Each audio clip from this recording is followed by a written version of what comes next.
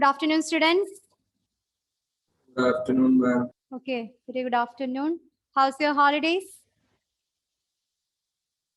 Yes? Did you spend it Ma'am. well? Good. Okay. And did anyone go through the lessons that we were discussing in our last class? Or all of you are in a chill mood, right? The 4 or 5 days you are just enjoy. All right, students. So in the last class, we were discussing about the ray diagrams for spherical lens, right? Okay. So we can just quickly recall the terms associated with the spherical lens. We can just start with the spherical lens. What do you mean by spherical lens, Melvin? Definition for spherical lens. Unmute and answer.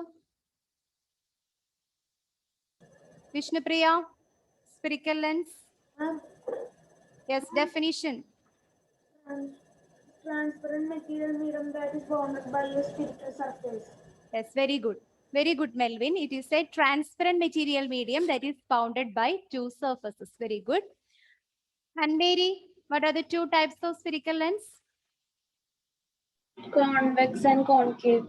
Convex lens and concave lens. And convex lens is also known as diverging lens, and not convex lens is also known as converging lens, and the concave lens is known as diverging lens. So spherical lens is the transparent material medium. It is bounded by two surfaces. There are two types of spherical lens. One is concave and other is convex. So just like that of the spherical mirror, we have two types of spherical lenses are there. Concave lens whose refracting surfaces are curved inwards, and convex lens whose refracting surfaces are bulged outwards. Okay, so these are the differences between the concave and convex, and we are starting with the ray diagrams for the convex lens. So what are the 6 different positions at which we are placing the object in the case of convex lens? Aditya Nair. Yes, ma'am. What are the 6 Yes, ma'am. different positions at which we are placing the object? At infinity. Yes, at infinity. Very good. Then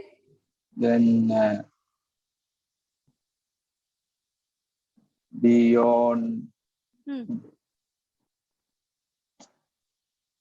Beyond C. center of curvature. So use instead of center of curvature, here we are using another letter. What is that?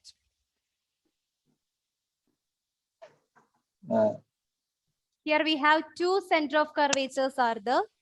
They are represented as 2f1 and 2f2. So after infinity, we are placing the object beyond 2f1. What is the next position, Aman? The next position at which we are placing the object is? At 2f1. At 2f1. Then? After at 2f1? f1 and 2f1. Between f1 and 2f1. All right. Ashik, what is the next position we are placing the object? Focus F1. At focus f1. Okay, then? Between focus and optic center. Yes, between focus and optic center. In the case of lens, instead of the pole, we have the center known as the optic center. It is represented by the letter O. Then Adidev, if you are Yes, placing ma'am. the object at focus, where do you get the image?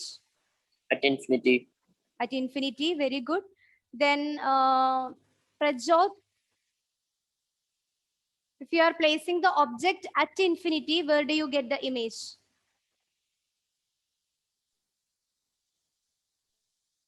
Yes, at focus f2, that is on the other side of the lens. Okay.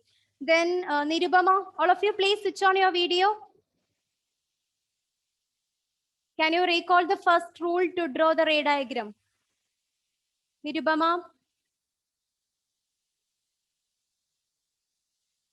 The same question to Rose. What is the first rule to draw the ray diagram? That is From the object parallel to the principal axis after reflection from the convex lens passes through the principal focus F2 on the other side of the lens. Yes, very good. The ray of light that is coming parallel to the principal axis after the refraction, not reflection. After the refraction, it is passing through principal focus on the other side of the lens. Okay, good. Next, Amina Naurin. What is the second rule? Amina? Yes, ma'am. Okay. What is the second rule to draw the ray diagram?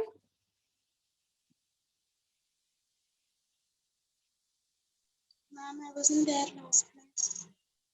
Okay, what happened then? You didn't go through our YouTube classes?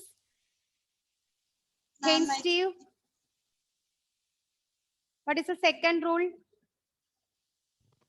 Ray of light passing through a principal focus F1 Okay, Aditya. after Hey, Steve, refraction. the second rule. I can hear. Say it louder. A ray of light passing through a principal focus F1 after refraction from a convex lens will emerge parallel to the principal axis. Okay, okay. The ray of light that is passing through principal focus, after the refraction, it is passing parallel to principal. Then what about the third rule? Third rule. I think who is ready to say it? Next one. Vishnupriya. Third rule to draw the ray diagram. A ray of light passing through the center of curvature will not No. Center of curvature. That no, rule is not optic applicable center. here. Yes, the ray of light that is passing through optic center. Will not get deviated. It will Yes, go it straight. will not suffer any deviations. It is straight without any deviations. It is passes through the optic center itself. And we are also started to draw the ray diagrams. And how many cases are over? I think the 3 cases are over. The first 3 cases, right? Did we draw the ray diagrams for the focus F1. Yes, at 2F1 is over, right? At 2F1 is over. Now we can discuss the case of between F1 and 2F1. Between 2F1 and 2F1. Okay. Okay, so here the object between F1 and 2F1.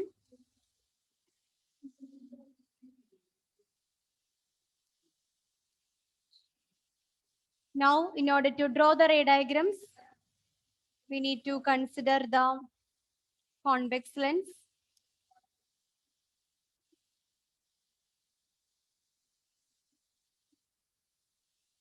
And mark all its points. Here we have optic center O, principal focus F1 and F2, center of curvature 2F1 and 2F2. The line that is passing through all these points and that of the optic center is nothing. That is our principal axis. So in this case, we are placing the object between F1 and 2F1. Here we are placing the object between F1 and 2F1. That is here we are placing the object.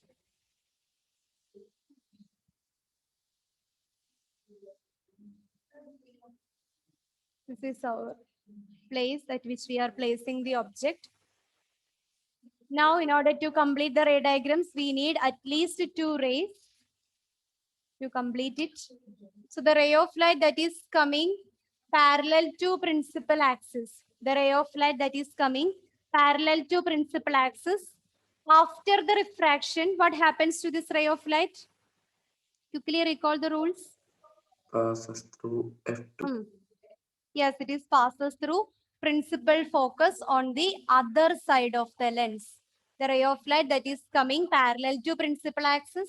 After the refraction, it is passing through principal focus on the other side of the lens. Now again, one more ray. This is passing through the optic center. The ray of light that is passing through optic center. What happens to that ray of light which is passing through optic center after the refraction? What happens to that ray? Yes, according to our third rule, the ray of light that is passing through the optic center, what happens to this ray of light after the refraction? It suffers no deviation. It is passes through this optic center itself. So students, can you say where these two rays are coincide? This is coincide at this point that is beyond 2F2, right? These points are coincide beyond 2F2. These two lines are coincide here. So we get an image here that is beyond 2F2. Since it is real and inverted, we can mark it as BA. We can mark it as BA. So now we can write the characteristics of the image formed by this convex lens if the object is placed between F1 and 2F1. In this case, where did you get the image? Where did you get the image if the object is placed between F1 and 2F1? 2F2. Not Beyond- 2F2. Yes, it is beyond 2F2. The image is obtained beyond 2F2. Beyond 2F2. All right. And what about the size? You just compare the size of the image as that of the size of the object. What about the size of the image form? Enlarged. Yes, it is enlarged. Enlarged image is formed. Okay. And what about the nature? Nature of the image? Yes. Virtual and No. real and inverted. Real and inverted. The nature is real and inverted. Nature is real and inverted. So if you are placing the object between F1 and 2F1, you get the image beyond 2F2 and its size is enlarged. When you compare the size of the image as that of the object, here you can find that the size is enlarged and its nature is real and inverted. That is why the image is written as BA. Instead of AB, we are written as BA. So when you draw the ray diagrams, you must write the characteristics of the image form. If you are placing the object between F1 and 2F1, you get the image beyond 2F2. That is, here these two lines are coincide. At this point, we get the image that is beyond 2F2, and the size of the image is enlarged as compared to that of the size of the object, and the nature is real and inverted. Clear?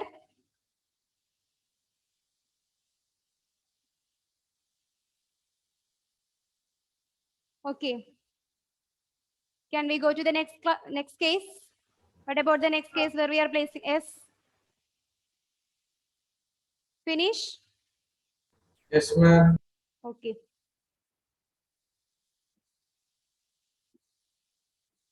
Now what about the next case where we are placing the object? Where we are placing the object in this case? After between F1 and 2F1, where we are placing the object. To focus F1. Yes, at focus F1. At F1. Okay. Now draw the convex lens and mark all its points. Here we have the optic center. Principal focus F1.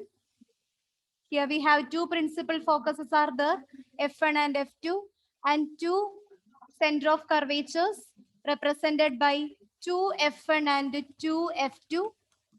Now the line that is passing through all these points, including the optical center, is nothing. It is our principal axis. And in this case, the object is present at F1. The object is placed at F1. That is, here the object is placed exactly at the focus. Now, in order to complete the ray diagrams, we need at least 2 points, 2 rays to draw the ray diagrams. The first ray that is coming parallel to principal axis. Quickly recall the rule. The ray of light that is coming parallel to principal axis. After the refraction, what happens to this ray? Yes, the first rule. F2. Yes, it is passing through the principal focus. Principal focus. It is passing through principal focus. Right. Now again, one more ray that is passing through the optic center.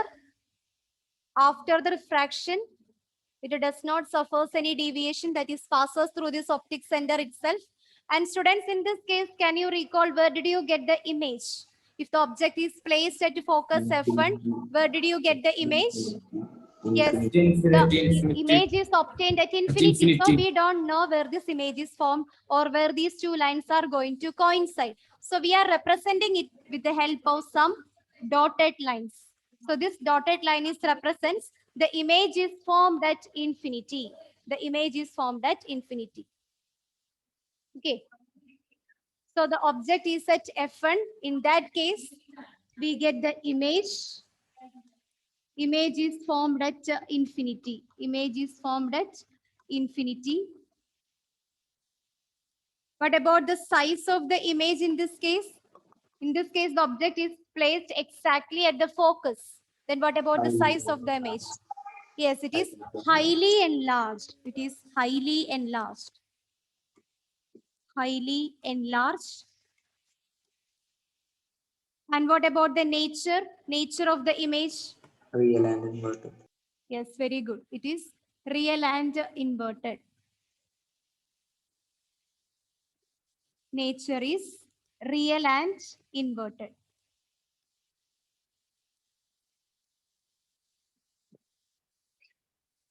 So in this case, if the object is placed at F1, that is at focus, we get the image at infinity. We don't know where these two lines are going to coincide. So we are representing it with the help of some dotted lines. So this dotted line is representing the point infinity. So the image is obtained at infinity and the size of the image is highly enlarged because the object is placed exactly at the focus of the lens.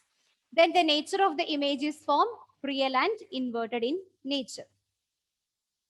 Clear? Okay. Now Yes, we can discuss the last case. The last case where we are placing the object. Between focus and optic center. Yes, between focus, that is between focus F1 and optic center O. Optic center O. In order to draw the ray diagrams, first of all, we can consider the convex lens and mark all its points. This is our optic center. Here we have the principal focus F1 and F2. Center of curvature 2F1 and 2F2. Then the line passing through all these points, including the optic center, is nothing. This is our principal axis. And in the last case, we are placing the object between F1 and the optic center O. That is, our object is placed here. Between F1 and optic center O, the object is here. Mark the object as AB. In order to complete the ray diagrams, we need at least 2 rays. So the first ray that is coming parallel to principal axis. What happens to that ray of light after the refraction? It is passing through principal focus. It is passing through principal focus. According to our first rule, if the ray of light that is coming parallel to principal axis, after the refraction, it is passing through the principal focus. Okay. Then we can discuss about the second ray. The second ray is passing through the center of curvature. The second ray is passing through the center of curvature. After the refraction, what happens? It doesn't suffer any kind of deviation. It is passing through this optic center itself. It is passing through this optic center itself. The ray of light that is passing through the optic center after the refraction, it doesn't suffer any deviation. It is passes through this optic center itself. And students, can you recall in this case, where do you get the image? If you place the object between F1 and O, where do you get the image? Same side of the same side. Yes, very good. It is on the same side. So we have an idea that If you are placing the object between F1 and optic center O, then the image should be obtained on the same side of the lens. So what we are doing here, we are just extend the ray of light that is passing through this optic center. We are just extend. Similarly, the ray of light that is passing through the principal focus F2 is also extending to the same side of the lens. And at a particular point, these two lines are coincide. At that point, we get the image that is on the same side of the lens. We get the image here. That is here. We don't need to specify the image is formed between 2F1 and F1. Instead of that, we can write the image is formed on the same side of the lens. Here the image is formed. And since it is virtual and direct, we can write it is AB.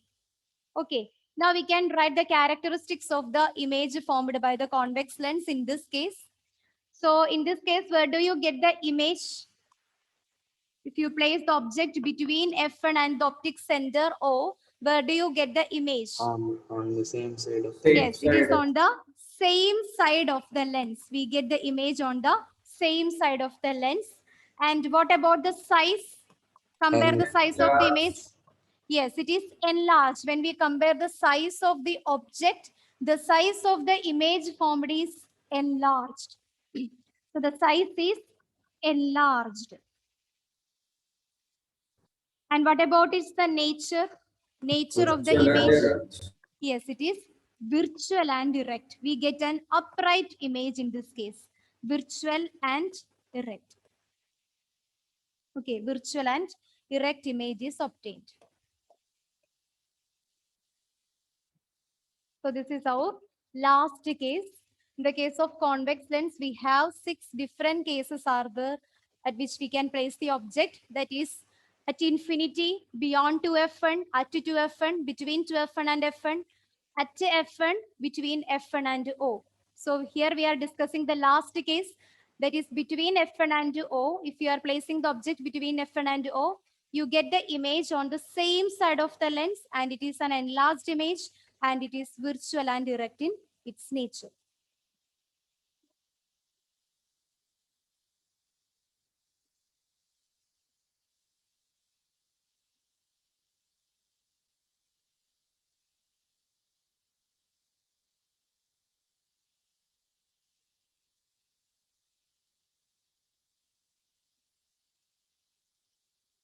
Is it clear? Yes, ma'am. Okay. Now we can move to the ray diagrams for concave lens. So these 6 cases are for the convex lens. In the case of convex lens, we have 6 different cases are there. But in the case of concave lens, we have only 2 cases. Are you happy now? In the case of concave lens, we have only 2 cases are there. So write the next heading. Ray diagrams for concave lens. Ray diagrams for concave lens.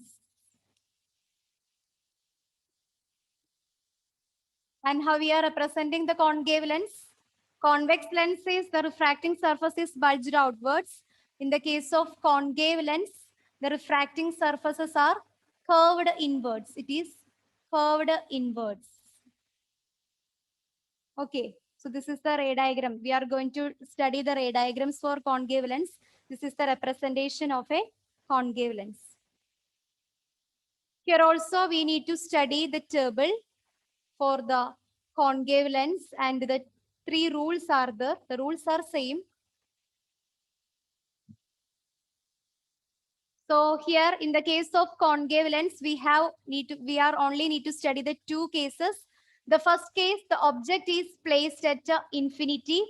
And the second case, we can place the object anywhere between infinity and that of the optic center of the lens. So here only 2 places at which we are placing the object. One is at infinity, and the second one anywhere between the infinity and that of the optic center.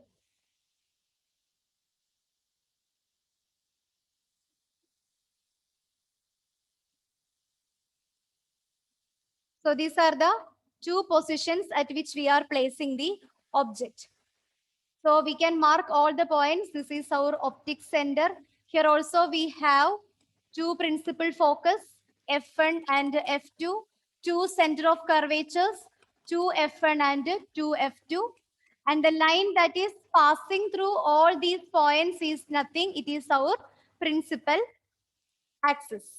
And in this case, we can place the objects at two different positions.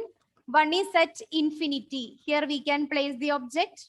This dotted line is represent nothing. It is our infinity. So the first position we can place the object at infinity. And the second position anywhere between optic center and that of the infinity. So between these these regions, we can place anywhere. It can be either between F1 and O, or it can be either at F1 or between F1 and 2F1. Anywhere you can place the object. So we need to study only two cases in the case of concave lens. There are only two cases at which we are placing the object. One is at infinity and other is anywhere between the optic center and that of the infinity. Okay, now we can discuss the table first. So if you are placing the object at infinity, in the case of a convex lens, where do you get the image? If you place the object at infinity, where do you get the image? In the case of a spherical mirror or in the case of a convex lens, if you place the object at infinity, where do you get the image? Yes, at a focus, at a focus. And in the case of a convex lens, the image is obtained on the focus on the other side of the lens, right? It is on the F2. But here in the case of concave lens, here when we are placing the object at infinity, we get the image on the focus, but it is on the same side of the lens, not at F2. It is on the same side, that is at F1 itself, on the same side of the lens. Okay. Here we get the image on the same side of the lens, not on the other side of the lens. If you are placing the object at infinity, we get the image on the focus on the same side of the lens, that is at F1. Since the object is placed at infinity, what about the size of the image is formed? Exactly the same cases in the case of convex lens. If you are placing the object at infinity, what about the size of the image in the case of a convex lens? Can you recall? Yes, it is at, we get a highly diminished or point-sized image. Similarly, here also, if we place the object at infinity, we get highly diminished and point-sized image. Okay. So whenever we draw the ray diagrams, it is more clear to you.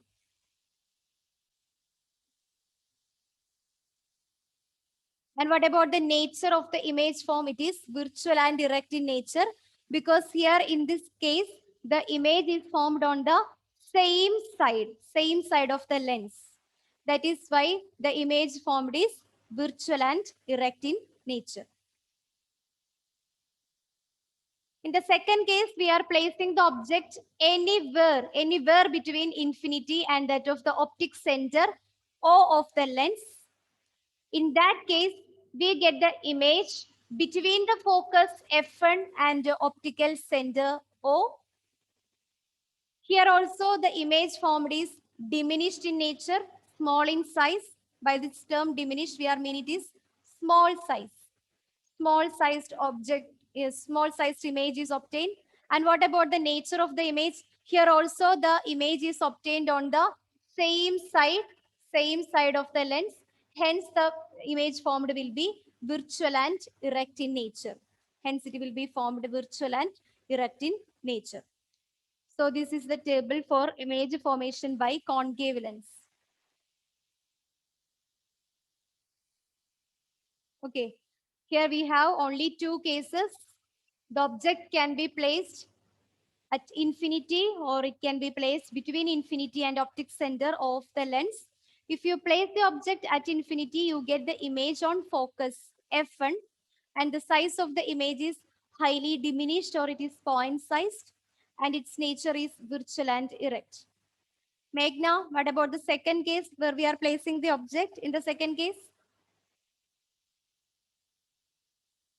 Unmute and answer, Meghna.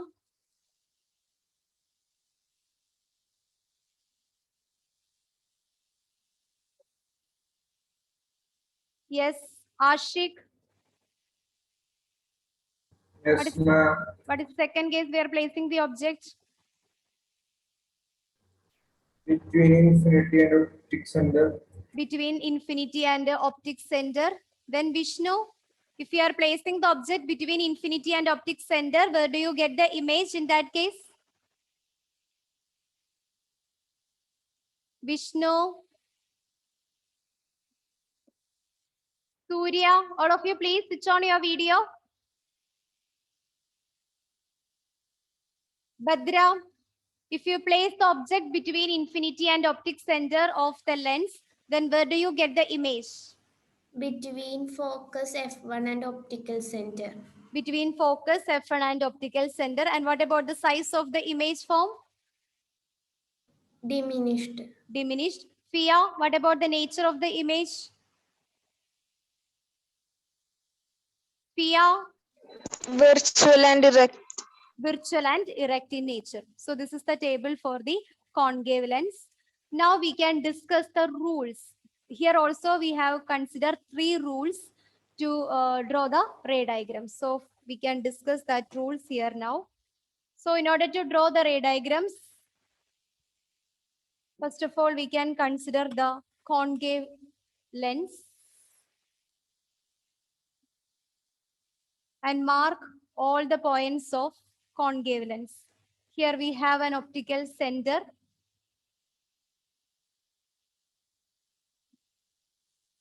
Okay. Here we have an optical center O. Principal focus F1 and F2. Center of curvature 2F1 and 2F2. What is this line passing through all these points? The line passing through all these points is nothing. It is our principal axis. Okay. Then according to our first rule, if a ray of light that is coming parallel to principal axis, the ray of light that is coming parallel to principal axis, after the refraction, what happens? It is a concave lens. Concave lens is otherwise known as, what is other name for concave lens? Yes, anyone? What is other name for concave lens? Diverging. Yes, very good. It is diverging lens. So the ray of light that is coming parallel to principal axis, after the refraction, it is diverging away from the principal focus. It is diverging away from principal focus. It is diverging away from here. Since it is a concave lens, we know that concave lens is a diverging lens. So what happens according to our first rule? The ray of light that is coming parallel to principal axis, after the refraction, it is diverging away since it is a concave lens. If it is a convex, it is passes through the principal focus because convex lens is a converging lens.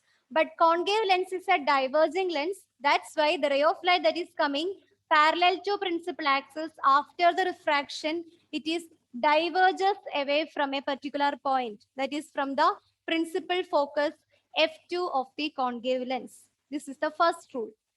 Okay. Now we can discuss about the second rule. The second and third rule is exactly the same. So in order to explain the second rule, first of all, we can draw the ray diagrams for concave. Ma'am, can you say the first rule? First rule. According to first rule, the ray of light that is passing parallel to principal axis, the ray of light passing parallel to principal axis, after the refraction,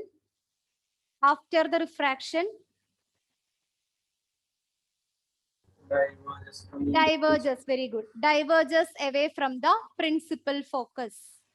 Diverges away from the principal focus F2 of the concave lens.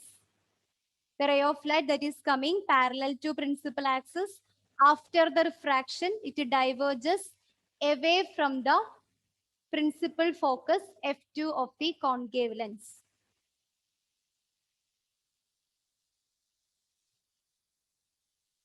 Clear? So now we can discuss the second rule to draw the ray diagrams.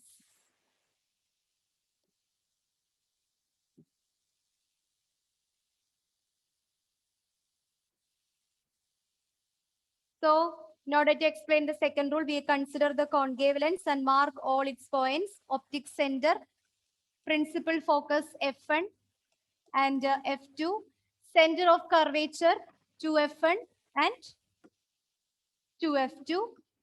Then the line passing through all these points is our principal axis. Okay. Then according to the second rule, if the ray of light is passing through principal focus, if the ray of light is passing through principal focus, after the refraction, it is passing parallel to principal axis. Okay. The ray of light, all of you write the second rule. The ray of light that is passing through principal focus, the ray of light that is passing through principal focus, after the refraction, it is passing parallel to principal axis. This is our principal axis. So the ray of light that is coming after the refraction is passing parallel to the principal axis. The ray of light that is passing through principal focus, after the refraction, it is passes parallel to principal axis.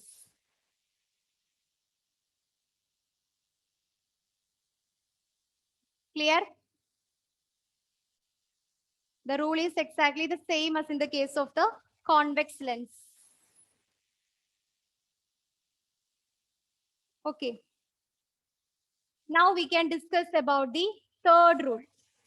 So in order to explain the third rule, again we are consider the concave mirror.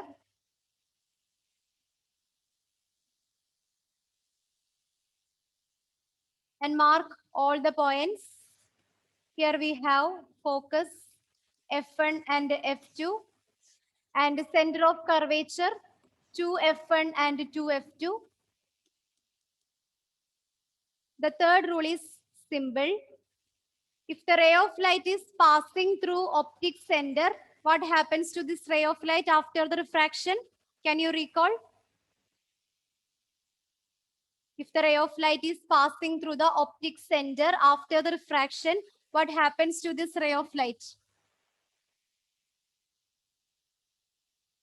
Same as that case of the spherical convex lens. What happens to this ray of light? The ray of light passing through optic center after the refraction, it doesn't undergo any deviation. So it is passes through this optic center itself. This is our third rule. Okay. The ray of light that is passing through the optic center, after the refraction, it is passes through the optic center itself. Without any deviation, it is passes through the optic center itself.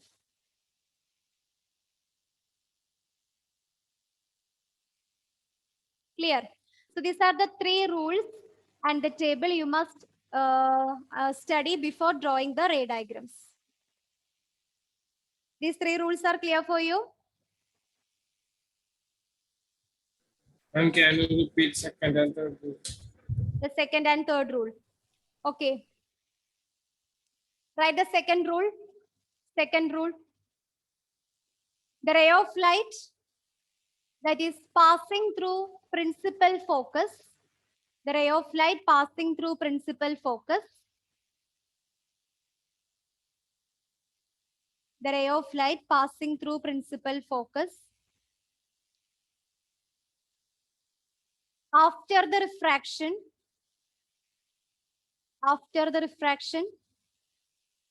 it passes parallel to principal axis.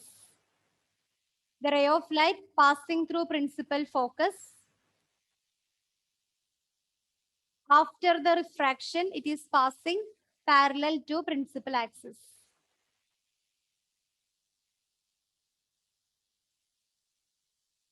Okay, Lolita.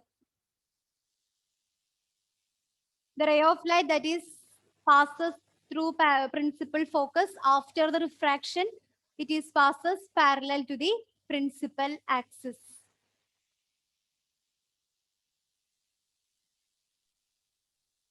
Finish.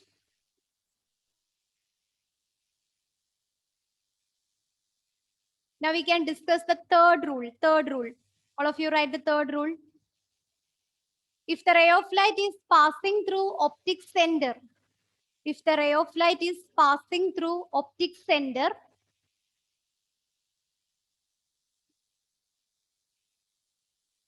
if the ray of light is passing through optic center, after the refraction, it passes through optic center itself. After the refraction, it passes through optic center itself without any deviation. So if the ray of light that is passing through optic center, after the refraction, it is passes through optic center itself without any deviation. This is our third rule. Okay. Now can we start to draw the ray diagrams for these two cases?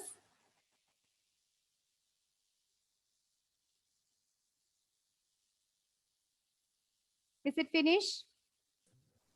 Yes, Okay. Now we can draw the ray diagram.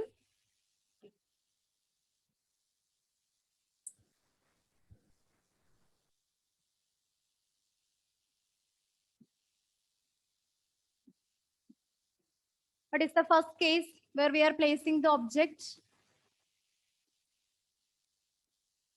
In the first case, we are placing the object at infinity. Object at infinity. And in order to draw the ray diagrams, we can consider the concave lens,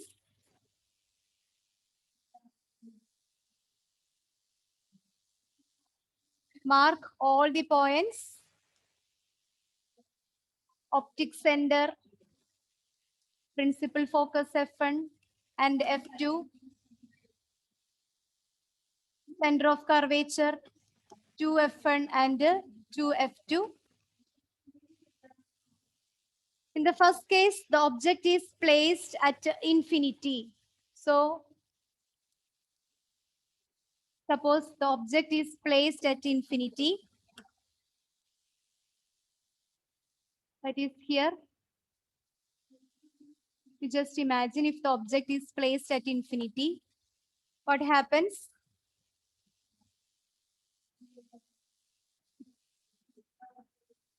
The ray of light that is coming parallel to principal axis, after the refraction, what happens to this ray of light? The ray of light that is coming parallel to principal axis, after the refraction, what happens to this ray of light? According to our first rule, this is a concave lens. So the ray of light that is coming parallel to principal axis, after the refraction, what happens to this ray of light? diverges away from the principal focus. Yes, it is diverges away from that of the principal focus. It is not converges, it is diverges away from that of the principal focus.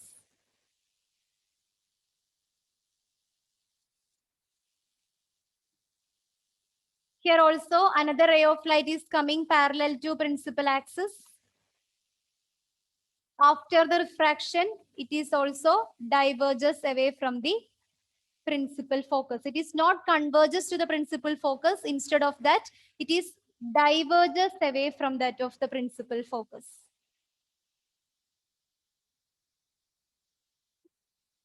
In this case, where do you get the image? If you place the object at infinity, we have an idea, we get the image at a focus, that is at F1 on the same side of the lens. So what you want to do? You just draw some dotted lines. Here we get the image in this case here. Since it is a concave lens, the ray of light that is coming parallel to principal axis, after the refraction, it is diverges away from the principal focus. Instead of it is converges at F2. So in order to obtain this image at F1, we are drawing some dotted line. We are extending this dotted lines and it is meet at the point F1. So in this case, the image is formed. The image is formed at F1. At F1 on the same side of the lens. On the same side of the lens. And the size is highly diminished, or we can say it is point sized. Point sized image is formed. And what about its nature? Nature is virtual and erect. The nature is virtual and erect.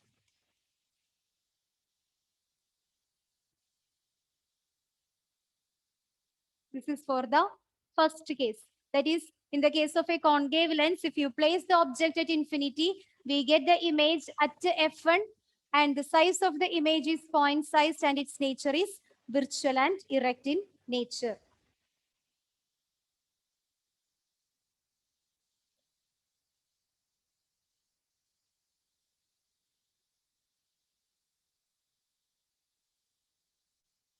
Clear?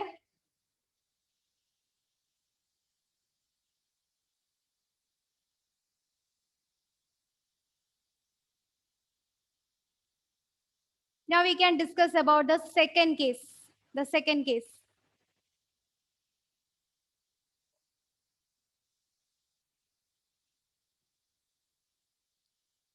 That is our last case, where we are placing the object. In this case, we can place the object anywhere between infinity and the optic center O. Between infinity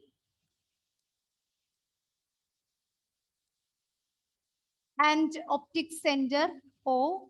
In order to draw the ray diagrams, we need to consider the lens. Not convex, we have to consider the concave lens. Concave lens. And mark all its points. Here we have optic center, principal focus F1 and F2, center of curvature 2F1 and 2F2. In this case, we can place the object anywhere between infinity and that of the optic center O. So here we are going to place the object here. The object is placed here. And now we can draw the ray diagrams. In order to complete the ray diagrams, we need at least two rays. One ray that is coming parallel to principal axis. Since it is a concave lens, the ray of light that is coming parallel to principal axis, after the refraction, it is diverges away from that of the principal focus. It is diverges away from that of the principal focus.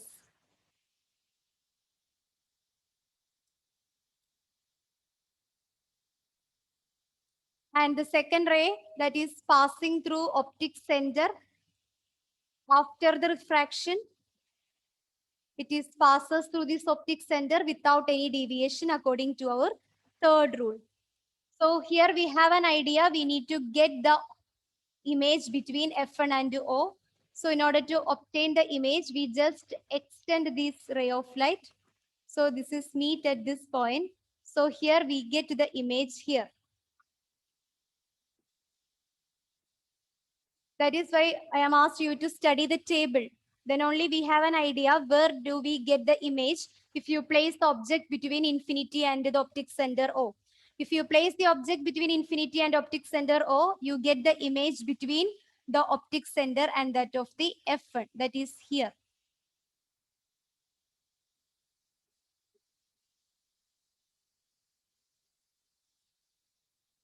Now we can write the characteristics of the image form. What about the, where do you get the image? If you place the object placed between infinity and O, where do you get the image in this case? Yes, it is between Focus and O. between F1 and O, that is on the same side of the lens. Same side. That is not on the other side, it is on the same side of the lens. What about the size? Size of the image form?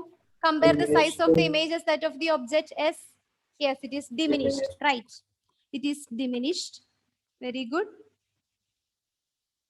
What about the nature of the image? S. Virtual and direct. Very good. It is virtual and direct. So these are the two cases of the concave lens. The first case, we are placing the object at infinity. Here we are placing the object between infinity and O. In this case, we get an image that is between F1 and O, that is on the same side of the lens, and its size is nature. From this figure itself, it is very clear. The image, the object is this much height. But when we are getting an image, it is very small as compared to that of the object AB. And its nature is virtual and erect. Its nature is virtual and erect.